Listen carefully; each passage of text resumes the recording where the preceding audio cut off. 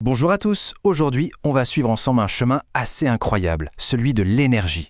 C'est un voyage qui commence très très loin, à 150 millions de kilomètres d'ici, pour se terminer, juste là, au bout de tes pieds, dans tes baskets. Alors, question simple, d'où vient l'énergie qui te permet de tout donner pendant ton match du week-end, de sprinter ou de tenir jusqu'au bout de l'entraînement? Bon, la première réponse qui vient à l'esprit, c'est la nourriture bien sûr. Mais la vraie question c'est, d'où vient l'énergie qui se trouve dans cette nourriture? Eh bien, la réponse, elle commence bien loin de notre cuisine. Notre point de départ, c'est le soleil. C'est lui, la source d'énergie originelle pour quasiment tout ce qui vit sur Terre. Alors, comment on passe du soleil à notre assiette? Allez, suivons ce chemin ensemble. Et la toute première étape de ce voyage, c'est peut-être la plus importante. On va parler du véritable moteur vert de notre planète, vous l'avez deviné, c'est la photosynthèse. Alors, la photosynthèse, qu'est-ce que c'est? En gros, c'est un peu comme un super pouvoir qu'ont les plantes. Elles savent capturer l'énergie de la lumière du soleil pour la transformer en énergie chimique. En fait, elles la stockent sous forme de matière organique, prête à être utilisée. Et comme toute bonne recette, ça a une équation. Voilà l'équation bilan de ce processus. D'un côté, les ingrédients, du dioxyde de carbone, le fameux CO2, de l'eau, H2O, et bien sûr, le coup de pouce du soleil, l'énergie lumineuse. Et qu'est-ce qu'on obtient à la fin? Du glucose, c'est un sucre, la brique de base de l'énergie, et du dioxygène, l'O2, qu'on est bien content de respirer. Ok, mais concrètement, comment la plante fait ça? Le secret, c'est un pigment qui s'appelle la chlorophylle. Regardez ce graphique, on voit bien que la chlorophylle, elle adore la lumière dans le bleu et dans le rouge. Elle les absorbe à fond. Par contre, le vert, le vert, elle n'en veut pas du tout. Et qu'est-ce qui se passe quand une couleur n'est pas absorbée? Eh bien, elle est réfléchie. Voilà pourquoi tout simplement les plantes sont vertes à nos yeux. Maintenant, attention, ce chiffre peut sembler ridicule. 0,1%.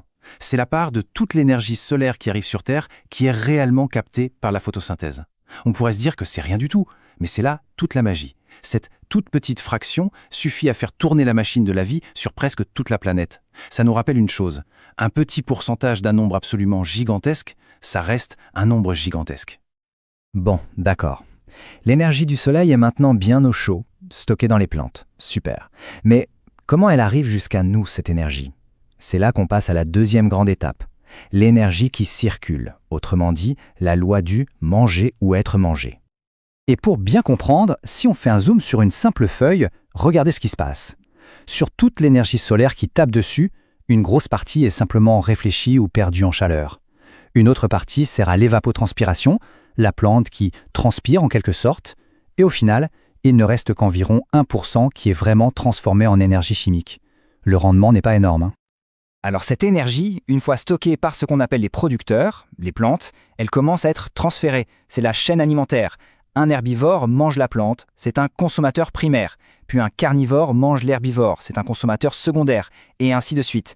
Le problème, c'est que ce transfert d'énergie est loin d'être parfait. Il est même incroyablement inefficace. Imagine, à chaque fois qu'on monte d'un niveau dans la chaîne alimentaire, environ 90% de l'énergie est perdue. Perdue en chaleur, utilisée pour bouger, pour respirer. Bref, il ne reste qu'à peu près 10% qui est vraiment stocké et qui peut être transmis au maillon suivant. C'est la fameuse règle des 10%. Et ça explique pourquoi il y a toujours beaucoup plus de proies que de prédateurs dans un écosystème. En fait, on a là deux processus qui sont l'exact inverse l'un de l'autre, comme dans un miroir. D'un côté, la photosynthèse qui capture l'énergie et la stocke, de l'autre, la respiration cellulaire. Et ça, on le fait tous, les animaux, les plantes, tout le monde, qui fait le chemin inverse. Elle prend le glucose, le brûle, pour libérer l'énergie et nous permettre de vivre tout simplement. Ok, on a vu comment l'énergie est captée, puis transférée. Maintenant, dernière étape du voyage, quand cette énergie arrive en nous. Comment notre corps gère ça? C'est là qu'on parle de balance énergétique, un peu comme un compte en banque personnel. Parce que figure-toi que même là maintenant, en train de regarder cette vidéo, ou même en dormant, ton corps est une véritable usine. Ton cœur bat, ton cerveau carbure, tes poumons respirent, tout ça, ça consomme de l'énergie en permanence sans que tu aies à y penser. C'est ce qu'on appelle le métabolisme de base. C'est le minimum syndical pour que la machine fonctionne. Évidemment, dès que tu bouges, les dépenses s'envolent. Regarde un peu ce tableau. Il montre la puissance en watts, oui, comme pour une ampoule, que ton corps dégage selon l'activité. Juste couché, c'est 83 watts. Tu fais un footing tranquille, on passe à 500 watts. C'est plus de 6 fois plus. Du coup, de combien d'énergie a-t-on besoin chaque jour? On parle souvent en kilocalories. Pour un adulte avec une activité modérée, on recommande en moyenne 2070 kilocalories par jour. C'est notre budget. Dans nos cellules, cette énergie est gérée par une molécule géniale, l'ATP, notre batterie interne. Mais attention, ce chiffre, c'est une moyenne. Ça varie beaucoup selon l'âge, le sexe et si on est actif ou non. Et il y a une phrase attribuée à Einstein qui résume tout ça à la perfection. L'énergie ne peut pas mourir. Elle circule, se transforme et ne s'arrête jamais. C'est exactement ça. L'énergie du soleil, transformée par les plantes, arrive jusqu'à tes cellules pour te faire bouger.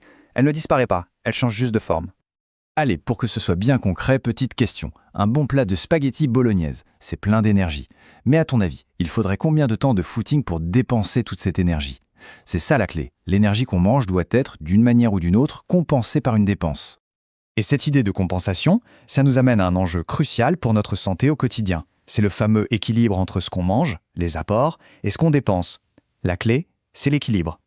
La logique est toute simple, c'est comme une balance. Si les apports sont plus grands que les dépenses, ton corps est prévoyant. Il stocke le surplus, souvent sous forme de graisse, et donc prise de poids.